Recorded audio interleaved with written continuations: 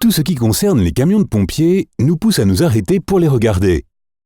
Ils sont grands, brillants, bruyants, un peu comme moi, et ils transportent des gens courageux qui sauvent des vies. Mais t'es-tu déjà demandé pourquoi ils sont rouges? La réponse n'est pas claire à 100%, mais il existe quelques théories. La théorie du volontariat. Les premiers services de pompiers des années 1800 étaient composés de volontaires. Comme il s'agissait de bons samaritains qui n'étaient pas rémunérés, ils n'avaient pas beaucoup d'argent à dépenser en équipement, y compris la peinture qu'ils utilisaient sur leurs camions. À l'époque, le rouge était la couleur de peinture la moins chère que l'on pouvait acheter, alors ils ont choisi l'option la plus économique. Le traditionnel rouge a été maintenu, et aujourd'hui, c'est peut-être une façon d'honorer nos premiers pompiers. Concurrence. Selon une autre théorie, à l'époque, les services de pompiers fonctionnaient avec des bénévoles, et il y avait beaucoup de fierté et de concurrence entre les services de chaque ville. Le rouge était la couleur la plus recherchée parce qu'elle brille et attire l'attention. Les départements voulaient que leurs camions se démarquent parce qu'ils étaient une source de fierté et d'unité. Pense au sentiment de camaraderie que tu ressens lorsque tu portes les couleurs de ton équipe de football préférée. C'est dans le même esprit. Ils ne pouvaient pas être comme les autres voitures. Au début des années 1900, Ford était la star des véhicules. Toutes les voitures qu'ils vendaient étaient noires. Les services de pompiers voulaient que leurs camions se démarquent parmi les milliers de véhicules et de wagons sombres qu'il y avait sur les routes. Après tout, ce qu'ils conduisaient devait attirer l'attention et être prioritaire, non? Eh bien, le rouge faisait l'affaire, et le fait encore aujourd'hui. La théorie psychologique. Jusqu'à ce jour, nous associons le rouge à une urgence ou à un danger.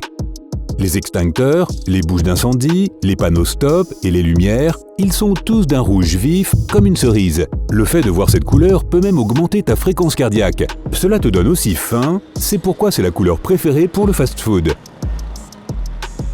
C'est logique que les camions de pompiers soient peints d'une couleur qui psychologiquement te met en alerte. Tu dois les repérer rapidement et ressentir une vraie urgence pour t'écarter au plus vite de leur chemin. La théorie de la couleur. Si on s'écarte de la théorie psychologique, cette couleur montre pourquoi le rouge est devenu la norme pour les véhicules d'urgence, les feux et les panneaux. Nous connaissons tous les couleurs de l'arc-en-ciel. Il y a une raison pour que le rouge passe en premier.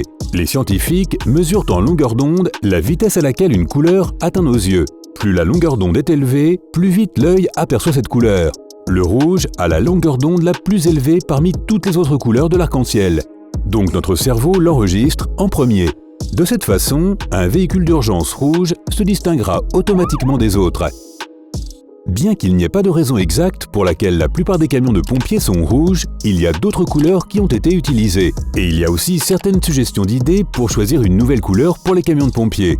Par exemple, des études ont montré que cette teinte rouge attire le regard en premier quand il fait jour, mais ce n'est pas la meilleure quand il fait nuit. Lorsqu'il fait sombre, nos yeux sont plus aptes à voir les couleurs avec une longueur d'onde plus petite, comme les verts et les bleus. Certaines villes ont adopté une de ces couleurs pour leurs camions de pompiers au lieu du rouge cerise traditionnel. D'autres endroits ont choisi des couleurs encore plus surprenantes, comme le vert citron. Et ne rigole pas encore, ce n'est peut-être pas une mauvaise idée, surtout cette dernière.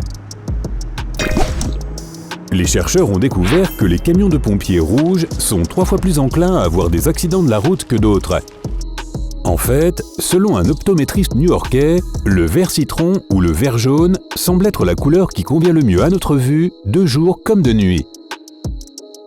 Alors, pourquoi n'avons-nous pas changé les choses à tous les niveaux? C'est peut-être les associations psychologiques avec le rouge ou peut-être la tradition qui nous tient tant à cœur. Qu'en penses-tu? Devrions-nous changer la couleur de nos camions de pompiers ou rester avec le rouge? Quelle couleur choisirais-tu? Raconte-moi quelle est ta position dans les commentaires. Pendant que tu pianotes sur ton clavier, j'ai d'autres faits sur les camions de pompiers à te montrer. C'est quoi l'histoire avec les dalmatiens? T'es-tu déjà interrogé sur l'association qui existe entre ces chiens monochromes avec des taches et les pompiers? Ces chiens super intelligents et qui se laissent dresser facilement ont été les premières sirènes d'alarme. À l'époque où les voitures de pompiers étaient tirées par des chevaux, un dalmatien courait devant eux et aboyait pour dégager le chemin. Nous avons de belles sirènes pour faire cela maintenant, mais beaucoup de départements aiment garder un toutou dans les parages par tradition. Le premier camion de pompiers date de l'Antiquité grecque. C'était une grosse pompe dans le système d'aqueduc qui tirait de l'eau. Mais le concept a évolué dans la Grèce antique. Il a fallu environ 1700 ans pour qu'il arrive en Europe, où il s'est transformé en voiture de pompier tirée par des chevaux. Avec l'industrialisation, le camion de pompier a fini par devenir une merveille d'ingénierie qui nous sauve la vie et que nous connaissons aujourd'hui. Camion de pompier contre fourgon d'incendie.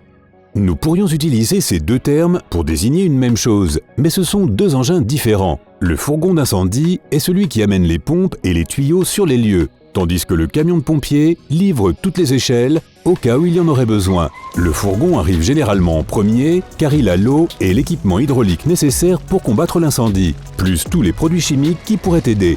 Le camion transporte tous les pompiers sur les lieux ainsi que tout leur équipement de sécurité. Les échelles. Les pompiers sont entraînés à monter très haut sur les échelles. Mais ne t'inquiète pas, elles sont conçues pour rester stables, même avec des vents de 80 km/h. Nous avons tendance à penser que les incendies se produisent à la campagne ou dans les bois, mais ils arrivent aussi dans des gratte-ciel. Surnommées le Bronto, abréviation de Brontosaurus, ces échelles peuvent envoyer les pompiers jusqu'à 90 mètres dans les airs. Ne regarde pas en bas. L'autopompe, le camion-citerne, le fourgon d'incendie. Quand tu vois un fourgon d'incendie et un camion de pompier sur une scène, il y a en fait 3 différents types de surpuissance pour lutter contre les incendies. L'autopompe contient les lances à incendie et permet de les raccorder aux bornes d'incendie. Le camion-citerne contient un grand réservoir d'eau, juste au cas où quelque chose tournerait mal avec une bouche d'incendie. Le fourgon d'incendie, eh bien, il apporte le Bronto, bien sûr. Cependant, tout a un prix. Ces camions sont de grosses pièces de machinerie conçues pour sauver des vies. Ce genre de véhicule a un prix très élevé. Sans compter qu'ils doivent être équipés avec les dernières technologies et qu'ils ont besoin d'un entretien régulier pour être en parfait état. Selon l'équipement qu'ils transportent et la taille du camion à incendie, il coûte entre 500 000 $ et 1 million de $. Quelle est leur taille ? Quand j'ai dit que c'était une grosse pièce de machinerie, je le pensais vraiment. Les camions de pompiers peuvent mesurer jusqu'à 12 mètres de long et peser jusqu'à 40 tonnes.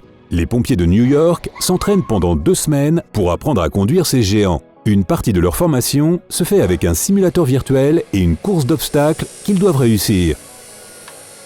Le camion de pompier le plus rapide au monde. Il s'appelle l'Aigle hawaïen. Et écoute ça, c'est une fusée. Il détient le record du camion de pompier le plus rapide qui existe et peut atteindre des vitesses allant jusqu'à 650 km/h. Des flammes jaillissent de la partie arrière de l'appareil. Cependant, il n'est plus utilisé pour combattre les incendies, mais il est quand même assez époustouflant. L'eau contre la mousse. Il faut beaucoup moins de mousse pour éteindre un feu que d'eau. Chimiquement, c'est beaucoup plus efficace. La mousse supprime les flammes mieux que l'eau et empêche tout ce qui alimente le feu d'entrer en contact avec plus d'oxygène. Avoir de la mousse à l'intérieur de ces tuyaux, au lieu de l'eau, les rend plus légers et plus faciles à manipuler. Puissance surprenante. Un camion de pompier est déjà lourd à lui tout seul et doit transporter une tonne d'équipement. Tu dois supposer qu'il y a une quantité étonnante de chevaux sous son capot pour qu'il puisse arriver rapidement à destination. Étonnamment, un camion de pompier moyen n'a qu'environ 500 chevaux. Les lumières et les sirènes. C'est un fait peu connu que les gyrophares et la sirène sont sur les fourgons de pompiers, pas sur le camion. Comme le fourgon passe devant le camion, il faut que ce soit celui qui transporte tous ces signaux visuels et auditifs pour que tout le monde puisse s'écarter et que le camion arrive avec les pompiers qu'il transporte. De plus, toutes ces lumières aveuglantes et sirènes assourdissantes ne doivent pas désorienter la brigade. Elle doit être à son mieux lorsqu'elle arrive sur les lieux afin de pouvoir éteindre l'incendie. Pour finir, les pompiers se précipitent vers le danger quand tout le monde fuit en sens inverse. C'est pourquoi ils méritent tout notre respect et nos remerciements. Et si tu as appris quelque chose de nouveau aujourd'hui, alors donne à cette vidéo un j'aime et partage-la avec un ami. Voici d'autres vidéos que je pense tu apprécieras. Il suffit de cliquer à gauche ou à droite et de rester du côté sympa de la vie.